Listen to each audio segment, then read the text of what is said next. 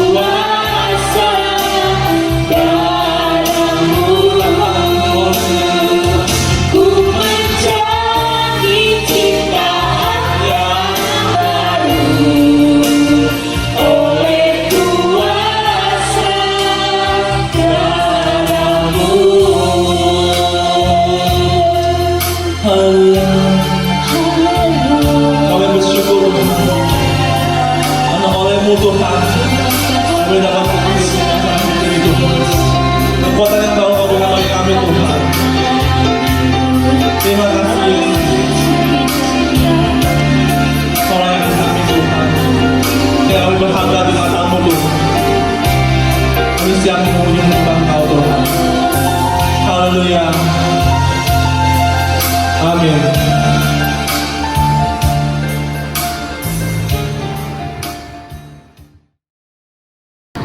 Haleluya. Mari kita rasakan hati kita masuk dalam puji-pujian. Kita memberi puji-pujian bagi Tuhan Allah kita. Sebab Dia baik bagi kita. Karena Dia memberi kuasa bagi kita semua. Haleluya.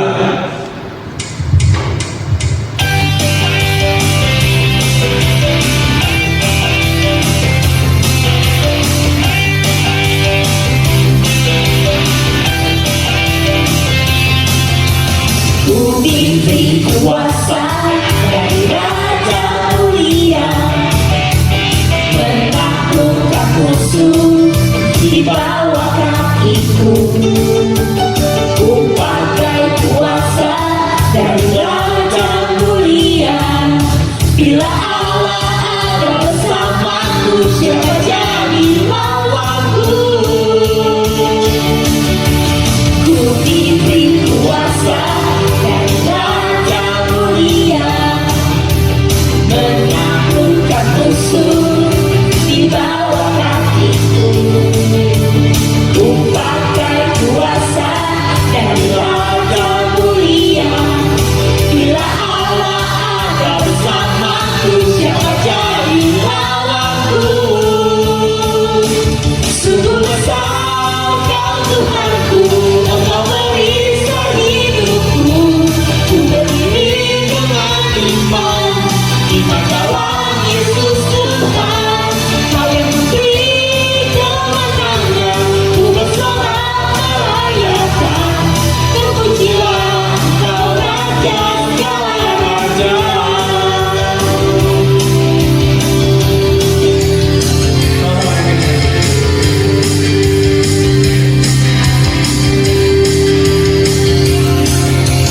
Ku diberi kuasa dari Raja Mulia, menaklukkan musuh di bawah kakiku.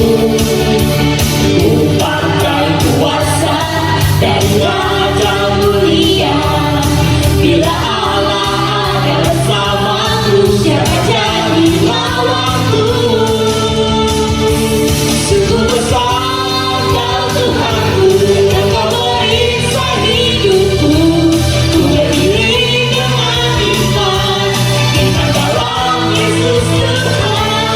Kau yang memberi kemenangan, ku bersorak merayakan. Terpujilah Engkau Raja segala raja. Sungguh besar Kau Tuhanku, Engkau merisau hidupku. Ku berdiri dengan iman dalam Yesus Tuhan. Kau yang memberi kemenangan, ku bersorak merayakan. Terpujilah Engkau Raja segala raja. Terpujilah Engkau Raja segala raja. Terpujilah Engkau Raja segala raja. Haleluya. Beri kemuliaan kita bagi Tuhan kita. Haleluya.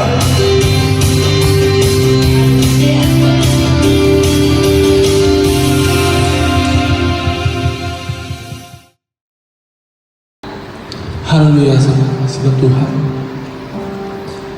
Siapkan hati kita masuk dalam penyembahan kita. Naikkan syukurmu, penyembahanmu. Terima kasih Tuhan. Dengan pertolongan-Mu Tuhan, kami dapat kuat Tuhan di depan Tuhan Yesus. Kami butuh Engkau Tuhan. Haleluya Yesus.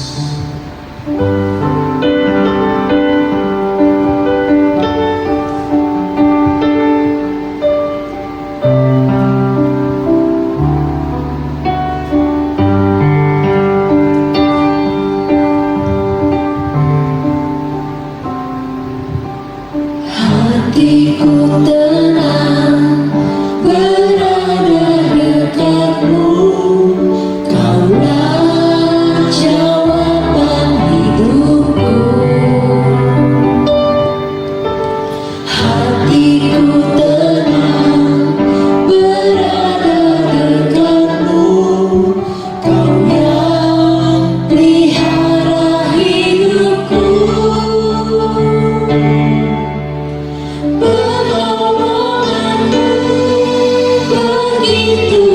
ajari, kau telah memikat hatiku. Di saat aku tak sanggup lagi, di situ tanganmu bekerja. Pertolonganmu begitu ajaib.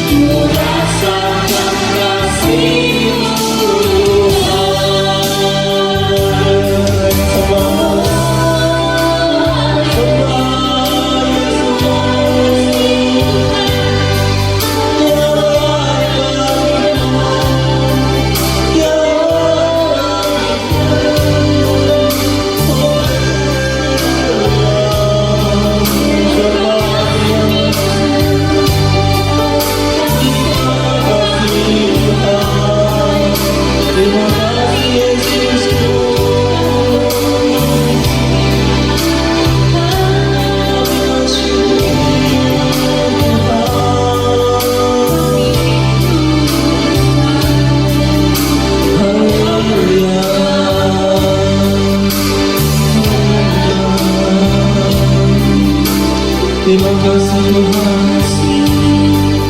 Terima kasih Yesus. Terima kasih Yesus. Haleluya. Kalau bicara kepada hambanya yang menyampaikan firman Tuhan, kami silakan. Haleluya Yesus.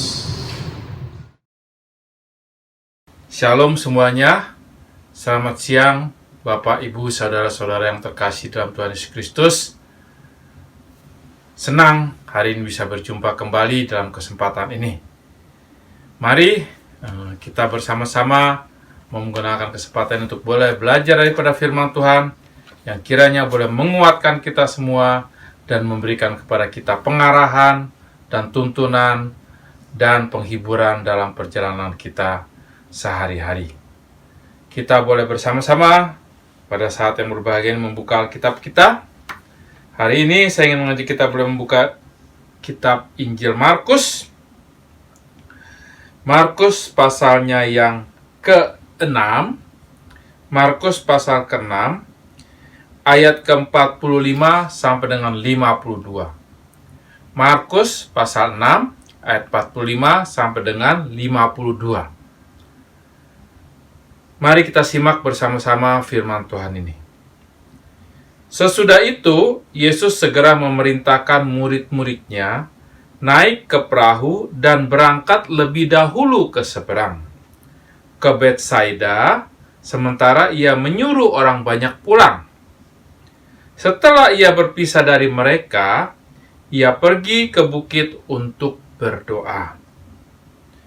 Ketika hari sudah malam, perahu itu sudah di tengah danau, sedang Yesus tinggal sendirian di darat. Ketika ia melihat betapa payahnya mereka mendayung karena angin sakal, maka kira-kira jam 3 malam ia datang kepada mereka berjalan di atas air dan hendak melewati mereka. Ketika mereka melihat dia berjalan di atas air, mereka mengira bahwa ia adalah hantu, lalu mereka berteriak-teriak. Sebab mereka semua melihat dia dan mereka sangat terkejut. Tapi segera ia berkata kepada mereka, "Tenanglah, aku ini, jangan takut." Lalu ia naik ke perahu mendapatkan mereka dan angin pun redahlah. Mereka sangat tercengang dan bingung, sebab sesudah peristiwa roti itu mereka belum juga mengerti dan hati mereka tetap degil. Mari kita boleh tundukkan kepala kita, berdoa untuk firman Tuhan ini.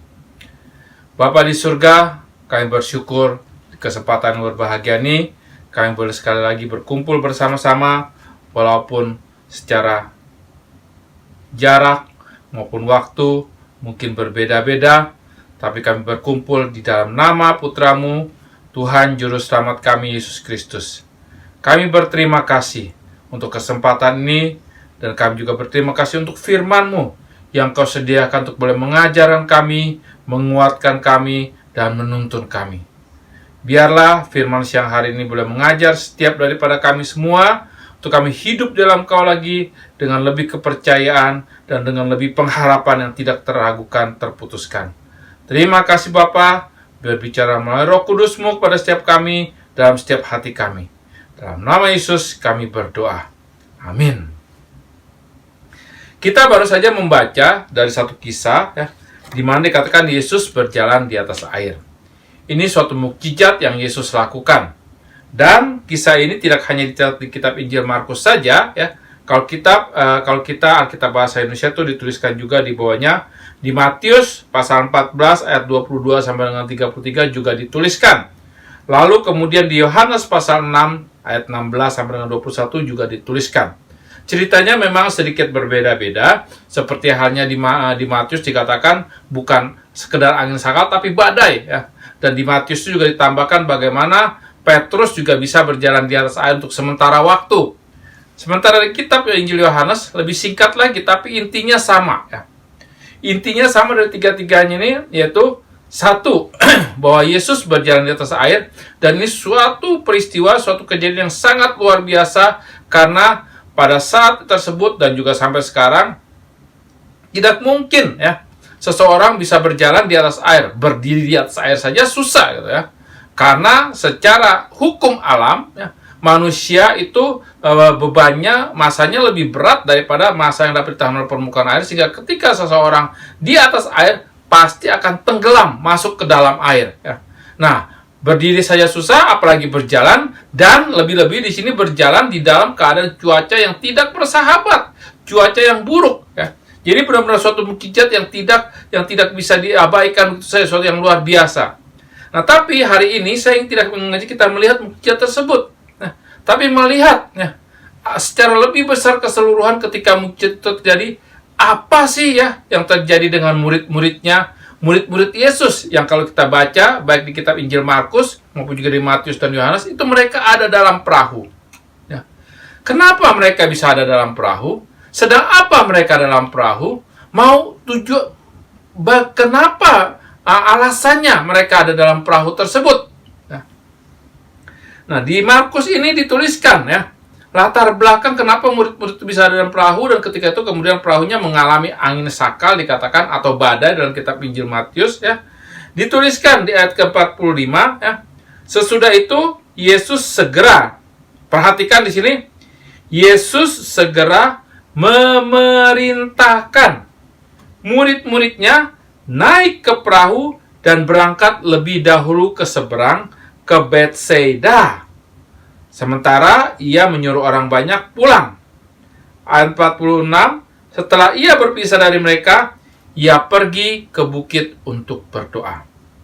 Nah, kita lihat di sini, Yesus rupanya ya, setelah, kalau kita baca ayat-ayat sebelumnya ya, perikop dalam Markus pasal ke-40, pasal ke-6 ayat 30 sampai 44, bagaimana Yesus memberi makan ya 5.000 orang laki-laki ya, belum perempuan, anak-anak, melalui 5 roti dan 2 ikan ya. Kejadian yang terkenal adalah lagu sekolah minggu, 5 roti dan 2 ikan ya.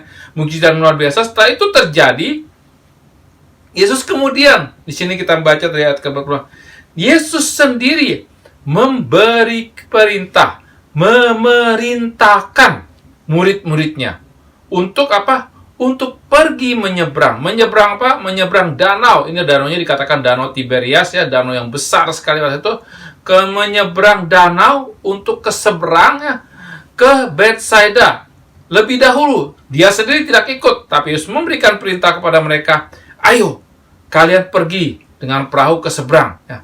Nanti aku akan menyusul menemui kalian di sana. Kemudian Yesus memerintahkan banyak orang pulang, dan dia dikatakan ayat 6 pergi menyendiri untuk berdoa. Nah, Yesus memerlukan waktu sendiri untuk berdoa. Berdoa kepada siapa? Kepada Bapa. Berdoa untuk pelayanan-pelayanannya, berdoa untuk hal-hal dalam kehidupannya. Nah, tapi di sini kita mau melihat bagaimana rupanya ya, murid-murid ini mereka ada dalam perahu, dan perahu itu bertolak ke seberang bukan karena mau-maunya mereka. Tidak dituliskan bagaimana mereka mengatakan, ayo kita ke seberang, Yesus engkau ntar nyusul ya.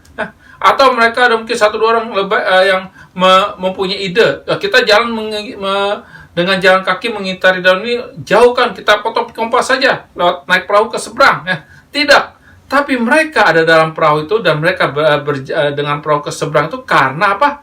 Perintah Yesus, karena perintah Tuhan. Tapi apa yang terjadi ya?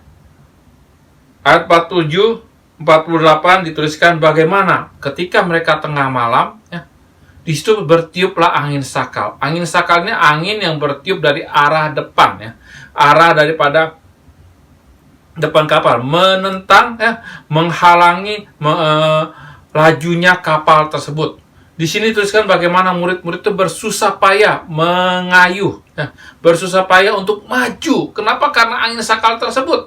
Kitab Injil Matius bahkan menuliskan adanya badai, ya, angin, kemudian ada hujan juga, dan ombak juga cukup besar karena angin sakal ini. Ya.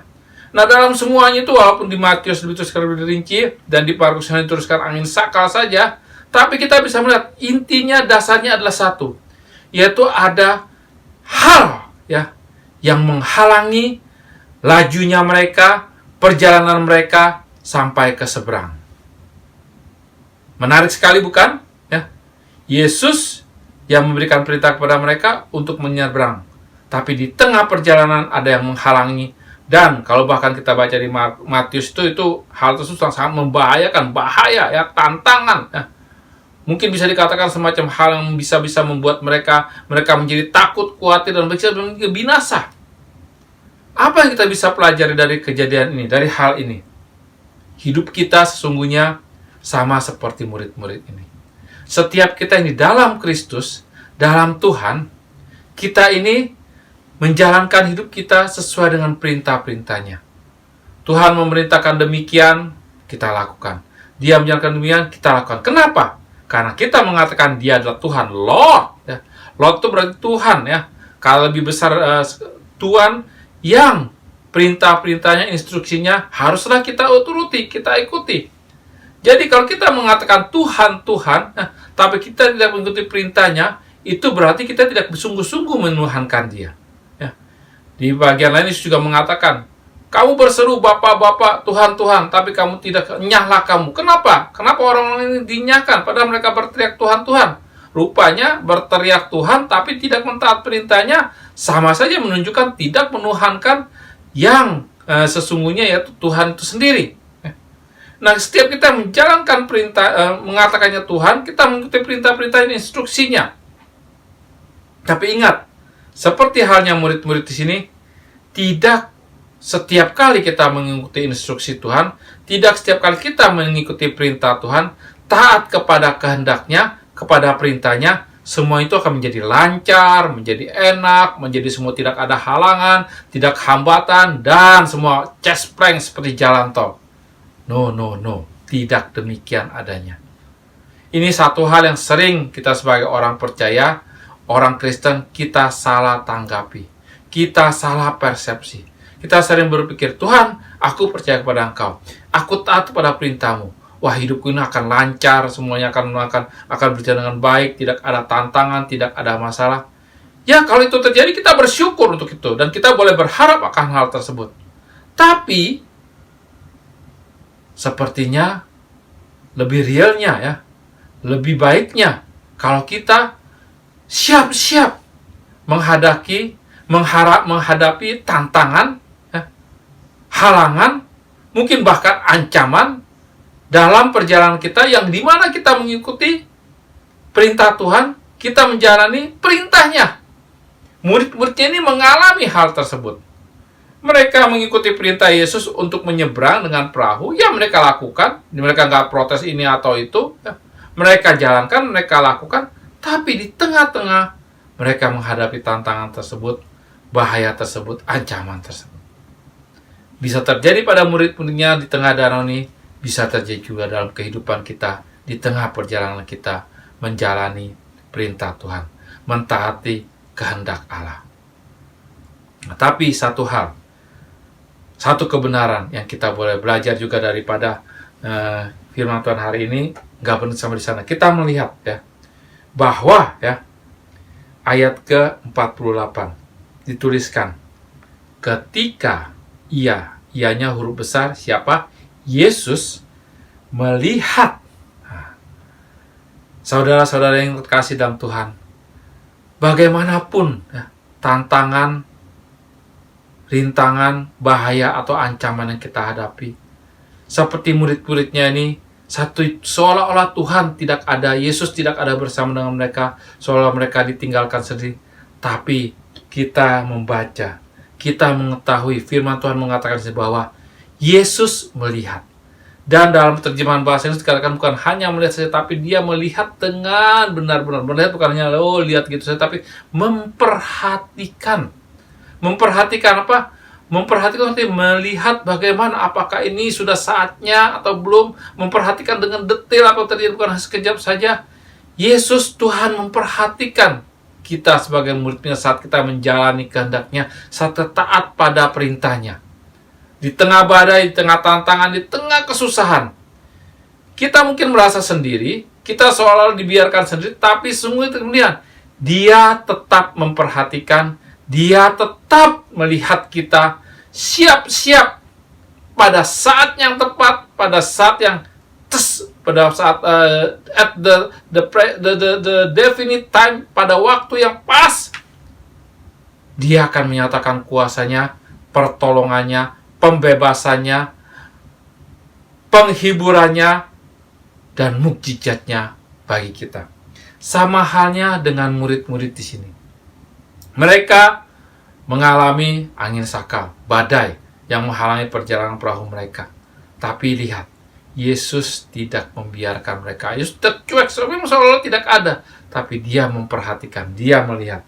Dan pada saatnya dikatakan bukan hanya melihat saja, ia datang kepada mereka.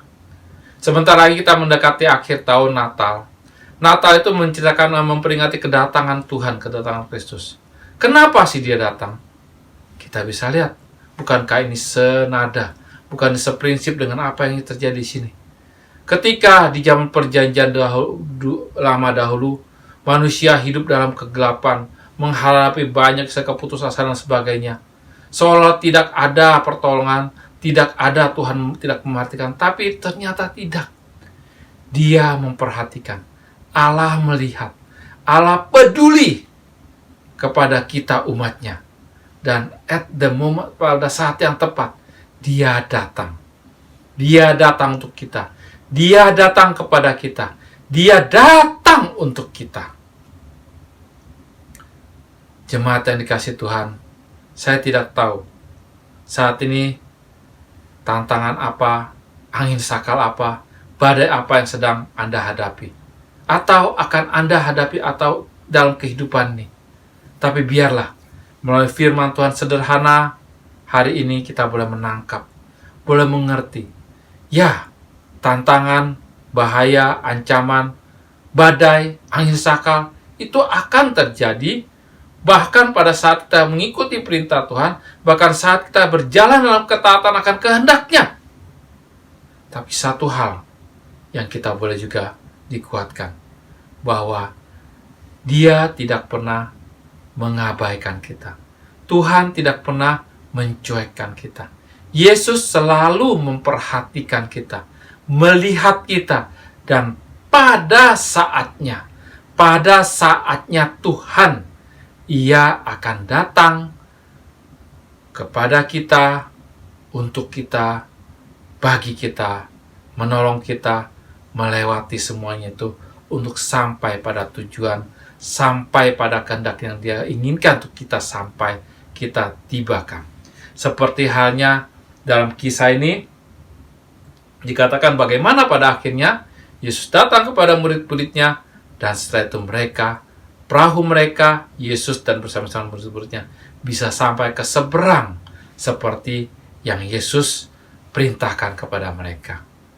Ya, hidup kita akan ada banyak hal-hal macam-macam, tapi janganlah itu menjadikan kita untuk kita menjadi tidak mau mengikuti perintahnya, tidak berjalan dalam ketaatan akan kehendaknya, tapi sebaliknya, ikuti, jalankan, taat kepada Dia, dan tetap punya pengharapan.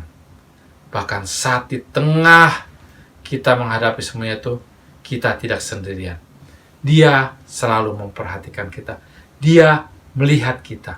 Dia akan datang pada saatnya kepada kita, untuk kita, dan bagi kita, untuk membawa kita sampai kepada tujuan yang Dia kehendaki dalam kehidupan kita.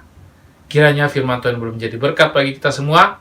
Mari kita boleh tundukkan kepala kita mau berdoa untuk firman ini, dan kita bersyukur, dan kita menerima berkat daripada Allah sendiri. Bapa, terima kasih untuk firman-Mu. Tuhan Yesus, Engkau mengajarkan melalui kejadian ini, bagaimana bahwa sungguhnya Engkau adalah Allah yang bukan jauh-jauh. Engkau Immanuel, Allah yang bersama-sama dengan umat-Nya. Engkau datang kepada kami. Engkau datang untuk kami. Engkau datang bagi kami. Supaya kami tidak sendirian. Supaya kami boleh dikuatkan, dibawa untuk sampai kepada tujuan yang dikehendaki oleh Allah dalam kehidupan kami. Kisah di Markus ini menggambarkan Bagaimana walaupun murid-muridnya mereka mengikuti perintah-Mu, taat kepada Engkau, tapi ada tantangan, dan itu sungguhnya terjadi dalam seluruh Alkitab. Bagaimana kami bisa melihat orang-orang yang mau hidup di dalam Kau, orang-orang yang sungguh-sungguh dalam Kau, mereka tidak pernah hidupnya lancar, ataupun tidak ada halangan, tidak ada masalah, tidak ada persoalan sebagainya, tapi sebaliknya ada tantangan, ada rintangan, ada bahkan bahaya mungkin yang mengancam mereka beberapa antaranya. Tapi dalam semua itu kalau kami melihat, mereka punya pengharapan, dan pengharapan itu tidak sia-sia karena Engkau menolong, membawa mereka untuk bisa sampai pada tujuan seperti yang Kau kehendaki. Biarlah itu juga boleh terjadi dalam kehidupan kami. Bapa, aku berdoa untuk hamba-Mu ini, dan untuk setiap saudara-saudariku, untuk setiap jemaat-Mu. Kau tahu apa yang sedang dihadapi daripada kami semua, daripada mereka semua, daripada hamba-Mu, daripada kami semua. Dan biarlah kami tetap boleh punya pegangan yang teguh dalam Kau. Kami tidak mau meninggalkan Kau, kami tetap kepada Kau, dan kami boleh punya pengharapan. Kuatkan pengharapan kami bahwa Engkau tidak pernah meninggalkan kami, tapi Engkau terus memperhatikan, dan Kau akan menolong pada saat-Mu untuk kami semua. Terima kasih Tuhan untuk firman ini. Biarlah Roh Kudus meteraikan, dan kami coba menjadi pelaku dan pelaksana firman dalam kehidupan kami. Berkat daripada Allah Bapa, Allah Putra, dan Allah Roh Kudus boleh turun atas kita semuanya, memenuhi kita semuanya, dan memampukan kita semua untuk hidup bagi kemuliaannya. Berkat Tuhan bagi kita semuanya dari sekarang sampai Maranatha. Tuhan memberkati kita semuanya. Amin. Bapak Ibu, sekali lagi saya himbau jangan lupa untuk tetap saksikan ibadah online di YouTube. GBI Taman Surya 1 akan selalu tampil setiap hari Minggu jam 9 pagi. Jangan lupa untuk subscribe, like, share, dan komentar. Terima kasih.